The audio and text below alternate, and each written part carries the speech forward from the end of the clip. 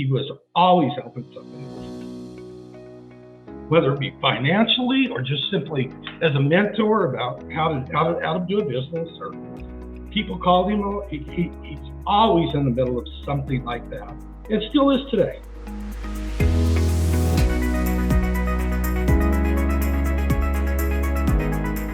Grew up in a small ranch farm in Rye, Colorado. My first interest and love was I was a rodeo cowboy from the time I was 10, 11 years old until I was up in my 20s. My wife and I went together through high school. I think we really dated for about 5 years and then got married. And she didn't like to sleep in the car or be from here to yonder to somewhere else. And I started looking for other things to do. And I just kind of stumbled into the construction business. I had no previous experience. I had talked to my father-in-law, and he said, well, he had a friend, and that had come out of Iowa to Texas and was doing work. And so we called him. He was selling equipment at that time. He was having a trenching machine and demonstrating it at the Texas Panhandle. We liked what we saw. I didn't have any idea what a trenching machine was, but he found a farmer that would finance 100% the machine for about 3 years. And so I went into the business. Kirkland Construction started in 1964. I was 22 years old. My wife was 21. And we moved to the Texas Panhandle and had a 3-month-old daughter, Rhonda. My father started with one machine, digging gas lines and irrigation lines. A few years later, my parents moved back to Colorado. I was born, and my father continued to do soil conservation work on ranches. I spent a lot of time as a child with my dad from a very, very young age, traveling to projects during the day. My mom would make us a lunch. They even got to bring a thermos that had a dash of coffee with mostly cream. Baxter, went with me a lot from the time he's 5 years old. He was out and, and just watching, learning, and how to run equipment and that. And Rhonda was more, I don't know that she was out, other than whenever she's 3 months old, she's on job sites there for a year or two, but she was more in the office. They was both ambitious and capable. Well, I've still got a son that's Kirkland, and we got a couple of Kirkland grand, 3, 4, can't even count. I'm getting too many. I only had 2 children. I think we got 13 or 14 grandchildren, and more than that, great-grandchildren. We got a bunch of them. The one thing my parents both instilled in Rhonda and I was that the employees were really family, which is outstanding. So many 30, 40-year-old employees that retired since, but they were family. I went to work for him in 1982, and at that time, he was really just starting to really grow. He had built some jobs at Pinyon Canyon Maneuver Site. They were erosion dams.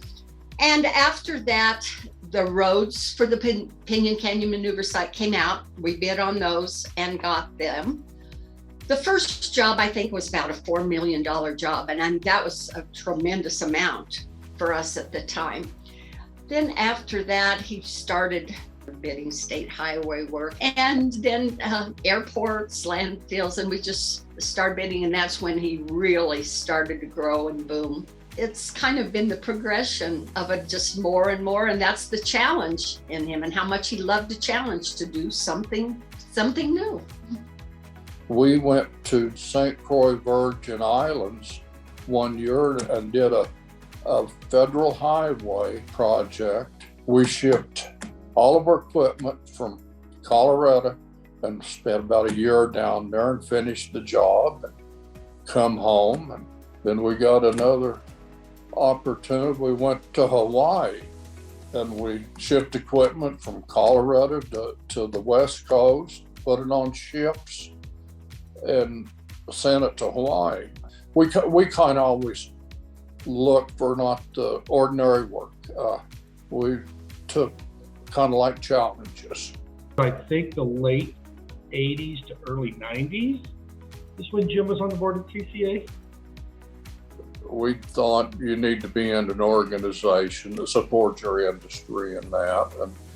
And we, I really didn't check back when it was. We had insurance with CCA for a while. And later on, Keith Swordfinger was very much involved with CCA, and he asked me, and I conceded to go on the board. He needed more representation in Southern Colorado.